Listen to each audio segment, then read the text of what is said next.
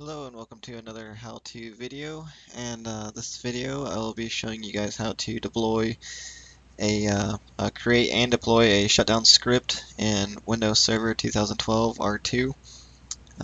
Some of the tools that you'll need obviously is a server running Windows Server 2012 R2, and you'll also need another machine running Windows 7 or Windows 8 to test the script out on. And what you need to do first, once you get logged into your server, you need to open up a notepad and just simply put this list of commands here. Basically what this does is it just goes through the reset process of your the client computer. Whenever it shuts down, it'll go in and delete any files that have that extension on it as it's going through its shutdown process and restart process. So once you get that saved, you want to click File, Save As. Go ahead and save that to your desktop right now for this project, and put the extension .bat on there for a batch file, and just leave that there. We'll need that in just a minute. What you'll need to do next, open up your server manager, go to your tools, and we'll need to go down to Group Policy Management. And once we get in here, we're going to need to create a new group policy object. So we'll need to go ahead and right click that, hit new, and we're just going to name this one scripts.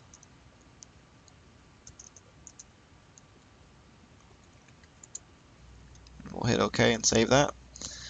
Alright, now that we have that policy object added to our list, we need to edit it. So right click the new object, hit edit, and in here we'll need to go to the computer configuration over in the left hand side. Need to go down to policies and Windows settings. Once we get that open, go ahead and click on scripts shutdown, and you want to right click on the shutdown here in the main window, and we'll need to hit properties. Now this is where that file that we just created a few minutes ago will come in handy. So what we need to do is we need to add that file. So we need to find that file in our location, which is on the desktop. Go ahead and highlight that, hit open, and you're going to hit OK and OK again. So now that script that we just created is now in the group policy object, and it's been applied to the shutdown policy. So we can go and exit out of that, and now what we need to do to apply this to our computers on our domain, we need to link that to where our desktop computers are.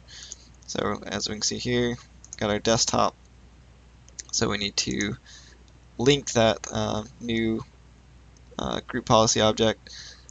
So we're going to link an existing GPO. We're going to find that new GPO that we just created, and we're going to hit OK. Now everything should be ready, up and ready to go. And I'm going to go ahead and jump into the client computer, logged in as one of the users on the domain, and I'll show you guys what to do from there. And I'll see you guys in just a second. Alrighty, so I am at my client computer now, and what I'm going to do is I'm just going to log in with a test account right now. And there's a few things that we're going to do here. I'm going to log in, going to create a couple files with that extension .temp, T-E-M-P, and I'm also going to run the group policy update from the command line. So what that'll do is it'll force it to update the policy to this machine, and then I'll go ahead and restart the machine itself. And once the machine is back up and running and I can log in, these files that I created should have been deleted. So what we're going to do now is just open up a command line,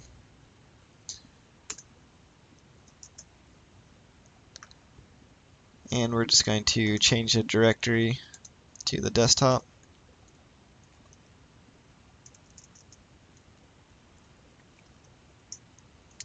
and we're gonna create a couple files. So we'll just do copy, null,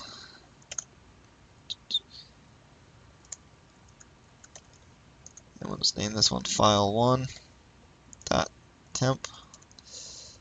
Enter, and you'll see right there it creates the file on the desktop here. And just go ahead and repeat that a couple times. Change the file name, of course.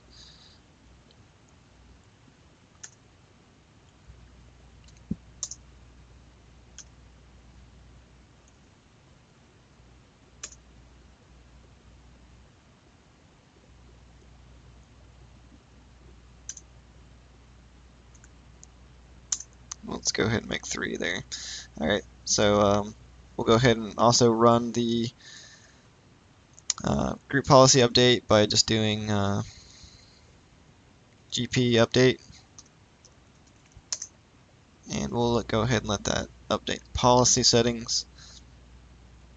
Should only take a couple seconds here. Alright, so it has successfully completed that. So we can go ahead and close out our window. And again, as you can see, we have these files right here at the extensions.temp. So what we can go ahead and do now is just restart the machine, and next time we log in, the machine comes back online. Next time we log in with this user, those files should not be on the desktop anymore. So I'm going to let this machine restart, and I'll be back in just a second. Okay, so our machine has successfully restarted, and we are back at the login window. So what we're going to do is just go ahead and log in, and what we should see is those files should no longer be there on our desktop. And as you can see here, those files are no longer here, so that policy has taken effect and has successfully deleted those files with the temp files. So that's it for this video, and I'll see you guys in the next one.